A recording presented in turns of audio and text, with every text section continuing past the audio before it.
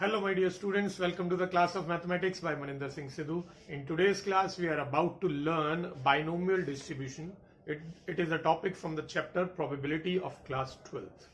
Binomial distribution से पहले की जो हमने क्लास थी उसमें random variable and its probability distribution पढ़ा था. ये भी वही है.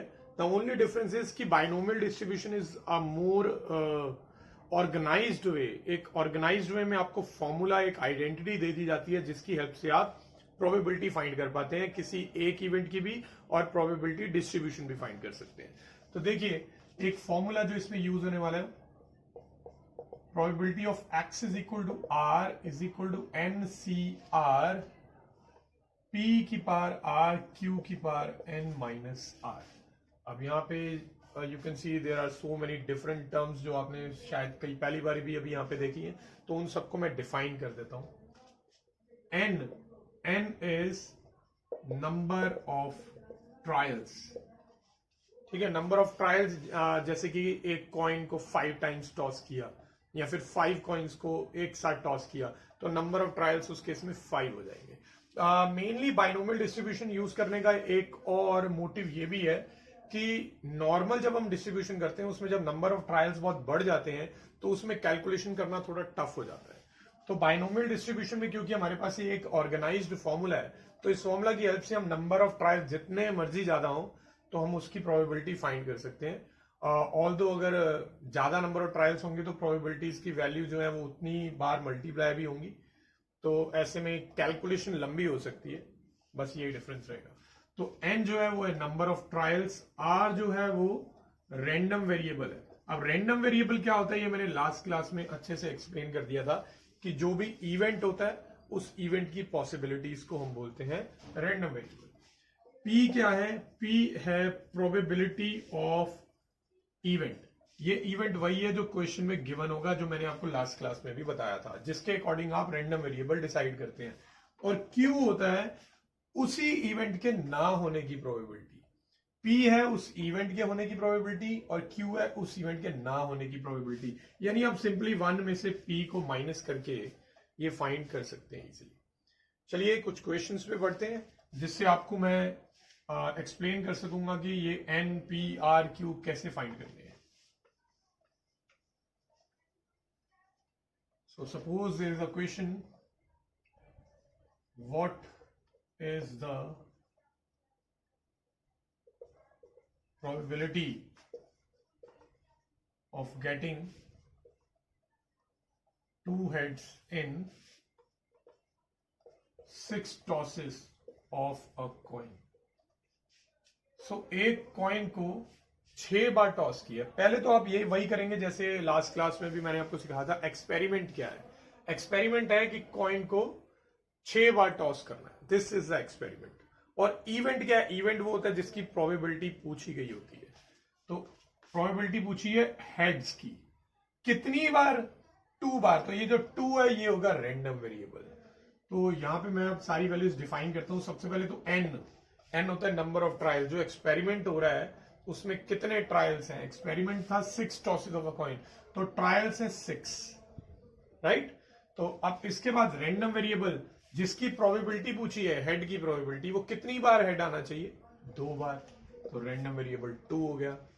इसके बाद p होता है प्रोबेबिलिटी ऑफ इवेंट. इवेंट क्या है?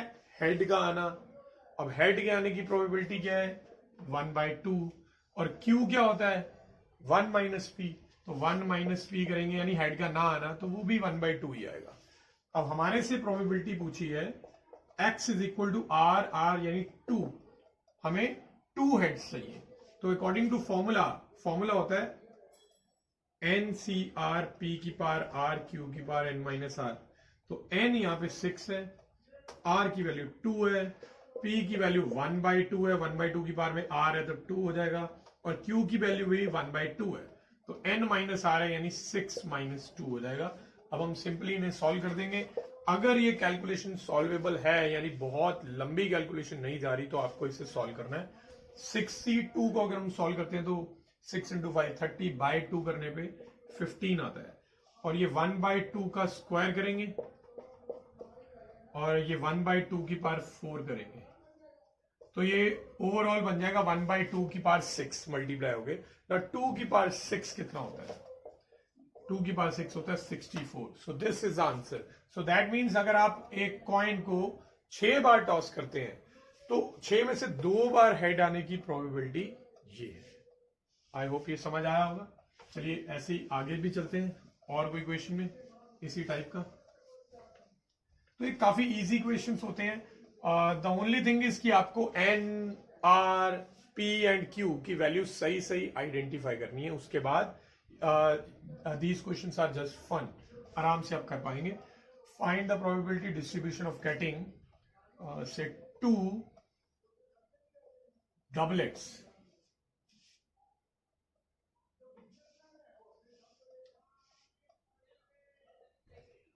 on throwing a pair of dice 5 times। तो दैट मीन्स इस बार एक्सपेरिमेंट क्या है? इस बार एक्सपेरिमेंट है एक पेयर ऑफ डाइस को थ्रो करना है। कितनी बार एक्सपेरिमेंट ये किया जा रहा है? ये एक्सपेरिमेंट किया जा रहा है 5 टाइम्स। तो पेयर ऑफ डाइस को 5 टाइम्स थ्रो करना है आपने। ठीक है, यहां पे इवेंट क्या है? किसकी प्रोबेबिलिटी चाहिए? Find the probability of getting 2 doublets. Doublet का आना ये है इवेंट। अब डबलेट क्या होता है बेटा? जब हम पेयर ऑफ डाइस को थ्रो करते हैं एक साथ, तो दोनों डाइस पे जब सेम नंबर आता है तो उसे हम बोलते हैं डबलेट। जैसे 1 1 या 2 2, 3 3, 4 4, 5 5 या 6 6। तो आप पहले से ही जानते हैं, जूनियर क्लासेस में आपने पढ़ा हुआ है कि जब भी पेयर ऑफ डाइस को थ्रो किया जाता है तो ऐसे में टोटल 36 आउटकम बनते हैं। और उन 36 आउटकम्स में से 6 केसेस ऐसे होते हैं जिनमें डबलेट आता है। 1 1, 2 2, 3 3, 4 4, 5 5 एंड 6 6। तो इसका मतलब प्रोबेबिलिटी ऑफ इवेंट जो है डबलेट का आना वो हो जाएगी 6/36 यानी 1/6। और जो क्यू है, क्यू होता है 1 माइनस पी, तो वो 5/6 आ जाएगा। Now what about the value of R? Random variable क्या है? इवेंट क्या था? डबलेट। अब डबलेट कितनी बार आ रहा है? 2 बार। तो ये है रैंडम वेरिएबल। तो जो इवेंट है उसकी फ्रीक्वेंसी जो होगी वही रैंडम वेरिएबल हो जाएगा। Now probability of X is equal to R का फॉर्मूला होता है एन सी आर। आप फॉर्मूला को रेफर करिए जो अभी मैंने आपको बताया था। P raised to the power R into Q raised to the power N minus R। R is 2। ठीक है, 5C2 को हम सॉल्व कर सकते हैं। 5C2 सॉल्व करके आता है 10। इसके अलावा 1/6 का स्क्वायर एज इट इज रहने देंगे और 5/6 का होल क्यूब है। आप 5 का क्यूब सॉल्व कर लेंगे तो ये 125 आएगा और 125 को 10 से मल्टीप्लाई करके 1250 आता है। इसके अलावा 1/6 की पावर 5 बन जाएगी। आप इसको ऐसे ही छोड़ सकते हैं क्योंकि कैलकुलेशन काफी लंबी हो जाएगी। So this is perfectly fine. तो चलिए अब किसी और क्वेश्चन पे चलते हैं। Now here in this question it is given that probability that a bulb produced by a factory will fuse after 150 days of use is 0.05। ठीक है, आपने एक बल्ब लिया, उसे 150 डेज तक यूज किया, उसके बाद वो खराब हो जाएगा, फ्यूज हो जाएगा। उसकी प्रोबेबिलिटी आपको दे रखी है 0.05। आपको प्रोबेबिलिटी फाइंड करनी है कि out of 5 such bulbs not more than 1 will fuse after 150 days of use. ठीक है, एक से ज्यादा फ्यूज नहीं होगा 150 डेज के बाद। अब यहां पे पहली बात ये पहचानिए इवेंट क्या है। इवेंट क्या है? यहां पे इवेंट है किसी बल्ब का 150 डेज ऑफ यूज के बाद फ्यूज होना। ठीक है, ये इवेंट है। और उस इवेंट की प्रोबेबिलिटी क्या है? 0.05। यानी कि आपको क्वेश्चन में दे रखा है कि प्रोबेबिलिटी ऑफ इवेंट है 0.05। देखिए ये जो 150 मैथमेटिकल टर्म देख रही है, ये बहुत सारे स्टूडेंट्स को कंफ्यूज करती है कि 150 का भी कहीं ना कहीं कैलकुलेशन में यूज करना है। बट 150 सिर्फ पार्ट ऑफ द इवेंट है, उसकी 150 न्यूमेरिक वैल्यू का कहीं पे यूज नहीं होगा। तो ये बेसिकली आपको कंफ्यूज करने के लिए यहां पे डाल रखा है। ठीक है, तो प्रोबेबिलिटी की value, probability of event, event क्या है? 150 डेज के बाद फ्यूज होना बल्ब का, वो 0.05 है। क्यू की वैल्यू आप 1 में से माइनस करके कैलकुलेट कर सकते हैं इजिली, 0.95 आ जाएगी। और इसके बाद नंबर ऑफ ट्रायल्स कितने हैं? कितने बल्ब्स पे ये ट्राई किया गया? 5 बल्ब्स पे। And what about the random variable? Random variable में उन्होंने बोला नॉट मोर देन 1। ये जो इवेंट है ये कितनी बार हो रहा है? Not more than 1। Not more than 1 का मतलब होता है कि 1 से ज्यादा नहीं होना चाहिए, यानी कि रैंडम वेरिएबल की वैल्यू 1 से कम होनी चाहिए, 1 के इक्वल भी हो सकती है। अब हमें इसकी वैल्यू निकालनी है, x less than equal to 1। अब देखिए अगर 5 बल्ब्स हैं, 5 बल्ब्स हैं, तो R की जो वैल्यू है वो 0, 1, 2, 3, 4, 5 ये सारी वैल्यूज हो सकती हैं। ठीक है, बाइनोमियल डिस्ट्रीब्यूशन जब भी दिया जाएगा तो रैंडम वेरिएबल की वैल्यू याद रखिए 0 से लेके n के बीच में रहेगी हमेशा, बाइनोमियल डिस्ट्रीब्यूशन का क्वेश्चन जब भी आप करेंगे। सो नाउ आर की ये वैल्यूज हो सकती हैं, बट हमें सिर्फ 1 या उससे कम वाली चाहिए, तो 2 केसेस इंक्लूड हो रहे हैं। 1 या उससे कम में एक 0 वाला केस भी आएगा और एक 1 वाला भी।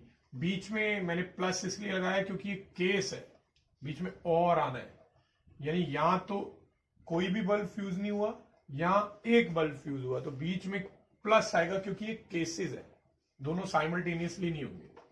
Now in this case R की वैल्यू 0 है, यहां पे आर की वैल्यू 1 है, बाकी सारी वैल्यूज जो है यही वाली हम यूज करेंगे। तो इसका फॉर्मूला है NCR, देन उसके बाद P है 0.05 की पावर R और Q की पावर R, और ऐसे इसका आ जाएगा NC1, यहाँ पे P है 0.05 की पावर 1 क्योंकि R होता है, और Q की पावर N-R यानी 4 आ जाएगा। अब आप इसको अगर कुछ सिंप्लीफाई कर सकते हैं तो करिए, वरना ऐसे छोड़ सकते हैं, बट ये थोड़ा सा सिंप्लीफाई हो सकता है। 5C0 1 होता है और किसी की पावर 0 भी 1 होता है, तो वी आर लेफ्ट विद 0.95 की पावर 5। देन इसके बाद ये 5C1 की वैल्यू 5 होती है। 5 को अगर आप इससे मल्टीप्लाई कर दे तो ये 0.25 बन जाएगा और आगे 0.95 की पावर 4 है, राइट। तो अब आप देख सकते हैं इसमें से कुछ कॉमन भी निकल सकता है। तो अगर मैं इसमें से कुछ कॉमन निकालूं, कॉमन क्या आएगा इन दोनों में? 0.95 की पावर 4, क्योंकि हमेशा छोटी जो पावर होती है वही कॉमन आती है। तो यहां पे 0.95 विल बी लेफ्ट और यहां पे एक 0.25 विल बी लेफ्ट। अब आप देख सकते हैं ये दोनों भी ऐड हो जाएंगे। सो ऐड होने के बाद ये अगर मैं ऐड करता हूं तो 1.2 आता है, तो 1.2 इंटू 0.95 की power 4 is the final answer. So I hope आपको ये क्वेश्चन भी अच्छे से क्लियर हो गया होगा। तो चलिए ये क्वेश्चन करते हैं। सबसे पहले हम इवेंट यहाँ पे पहचानेंगे। यहाँ पे इवेंट क्या है? यहाँ पे इवेंट है किसी भी स्टूडेंट का स्विमर होना, ठीक है, स्विमर होना ये इवेंट है। तो उस स्टूडेंट के स्विमर होने की प्रोबेबिलिटी क्या है? किसी भी स्टूडेंट के स्विमर होने की प्रोबेबिलिटी क्या ये है 1/5? नहीं, ये दे रखी है स्विमर ना होने की प्रोबेबिलिटी। तो फर्स्ट टाइम एक ऐसा क्वेश्चन आया, यहां पे देखिए इवेंट है student is a swimmer, right. तो इवेंट की प्रोबेबिलिटी नहीं दे रखी, हमें इवेंट के ना होने की प्रोबेबिलिटी दे रखी है, वो है 1/5। तो इस क्वेश्चन में जो दिया है वो इस इवेंट का कॉम्प्लीमेंट दिया हुआ है, तो हमें Q दे रखा है, तो P की वैल्यू 1 में से माइनस करके निकाल लेंगे 4/5, यानी 1/5 अगर स्टूडेंट की प्रोबेबिलिटी है कि वो स्विमर नहीं होगा तो 4/5 प्रोबेबिलिटी है कि वो स्विमर है। अब कितने स्टूडेंट्स पे ये ट्रायल किया जा रहा है? 5 स्टूडेंट्स पे, तो N की वैल्यू ले लेंगे 5। और रैंडम वेरिएबल क्या है? आपको जो इवेंट है वो कितनी बार चाहिए? 4 टाइम्स, तो यानी R की वैल्यू 4, ठीक है। तो 4 आ जाएगा, तो इसकी मैं प्रोबेबिलिटी निकाल लेता हूं। x इज इक्वल टू 4, तो ये आ जाएगा NCR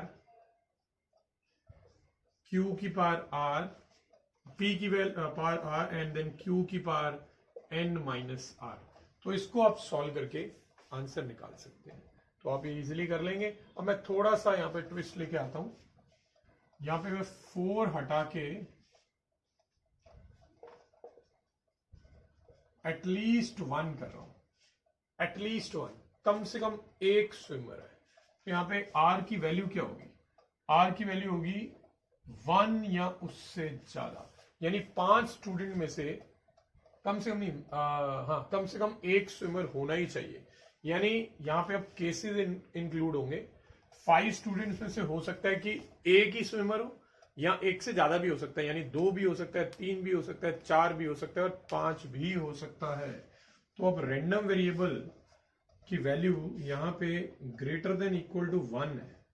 अब इसमें आप देख सकते हो केसेस कौन कौन से आ रहे हैं। x इक्वल टू 1 भी आ रहा है, फिर x इक्वल टू 2 भी आ रहा है, x इक्वल टू 3 भी आ रहा है, x इक्वल टू 4 भी आ रहा है और x इक्वल टू 5 भी आ रहा है। तो 5 केसेस करने पड़ेंगे और उनकी प्रोबेबिलिटी ऐड करनी पड़ेगी, तो काफी लंबा हो जाएगा ये क्वेश्चन। बट हम जानते हैं कि r की वैल्यू हमेशा 0 से n के बीच में रहती है, तो r की वैल्यू ये है ना, यही r की वैल्यूज है। हमें कौन कौन सी r की वैल्यूज इंक्लूड करनी है, 1 से लेके 5 तक वाली जो हमने इंक्लूड की है। तो 5 केसेस की प्रोबेबिलिटी निकालने की बजाय क्यों ना हम 0 वाले केस की प्रोबेबिलिटी निकालें और उसे टोटल प्रोबेबिलिटी जो कि 1 होती है उसमें से माइनस कर देते हैं। तो मैं ऐसे करने की बजाय सीधा 1 में से माइनस कर दूंगा x इज इक्वल टू 0 वाला केस, दैट्स इट। तो इससे आपका आंसर बहुत जल्दी आ जाएगा। यहाँ पे n की वैल्यू जो है वो 5 है, 5c(r) जो है वो 0 है और उसके बाद p की पावर r और q की पावर n माइनस r। तो 5c0 आपको मालूम है 1 होता है, किसी की पावर 0 भी 1 ही होता है। तो 1 माइनस 1/5 की पावर 5, ये फाइनल आंसर है। इसे आप सिंप्लीफाई कर सकते हैं, वैसे 3125 आ जाएगा, आप एलसीएम ले सकते हैं। ठीक है, तो जब भी कभी एटलीस्ट 1 वाला केस आए तो एटलीस्ट 1 में 0 को छोड़ के बाकी सारे ही लेने होंगे। तो बाकी सारे लेने के बजाय आप 0 के वाले केस की प्रोबेबिलिटी निकालिए और 1 में से माइनस करिए। तो ये टॉपिक था प्रोबेबिलिटी डिस्ट्रीब्यूशन का यूजिंग बाइनोमियल डिस्ट्रीब्यूशन। अगेन मैं रिमाइंड करवा दूं, बाइनोमियल डिस्ट्रीब्यूशन एक वेल ऑर्गेनाइज्ड फॉर्मूला है जिसमें आपको केसेस नहीं बनाने पड़ते। जैसे हमने किया था कि अगर लास्ट क्लास में अगर 4 कॉइन्स को टॉस किया तो हेड्स अगर 2 आ रहे हैं तो वो 2 हेड्स की पोजीशन भी चेंज होती है, तो हमें केसेस सोचने पड़ते थे कि कितने केसेस के साथ मल्टीप्लाई करना है। तो यहाँ पे वो काम हमें नहीं करना पड़ता, क्योंकि ये वाली जो NCR वाली टर्म है ये आपको नंबर ऑफ केसेस बना के दे देती है। तो नंबर ऑफ केसेस अपने आप बन जाते हैं, तो आप ऑर्गेनाइज्ड वे में क्वेश्चन जो है पूरा सॉल्व कर पाते हैं। तो n की वैल्यू जब भी बड़ी हो और r की वैल्यू 0 से n के बीच में होनी हो, तो ऐसे केस में आप बाइनोमियल डिस्ट्रीब्यूशन का यूज कर सकते हैं। सो आई होप आपको ये क्वेश्चन समझ आए होंगे सारे। तो ये एक्सरसाइज 5 है प्रोबेबिलिटी चैप्टर की, NCERT क्लास 12th मैथमेटिक्स। तो उसके और भी बहुत सारे क्वेश्चंस हैं जो आप प्रैक्टिस कर सकते हैं। प्रैक्टिस करिए एंड थैंक्स फॉर वॉचिंग।